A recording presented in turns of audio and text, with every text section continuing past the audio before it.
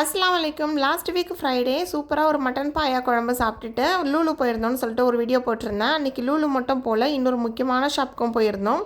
இங்கே குதேபியாவில் இருக்கக்கூடிய அன்பு தமிழ் சந்தைக்கு தான் போயிருந்தோம். இப்படிலாம் நமக்கு திங்ஸ் ஏதாவது வேணும்னா ஊர்லேருந்தே எல்லாமே தூக்கிட்டு வந்துடணும். இங்கே எதுவுமே கிடைக்காதுன்ற மாதிரி இருந்தது. இப்போ அப்படி கிடையாது. நம்ம ஊர் கோபால் பல்படியிலேருந்து குண்டுமல்லி வரைக்கும் எல்லா ப்ராடக்ட்டுமே இங்கே கிடைக்கும்.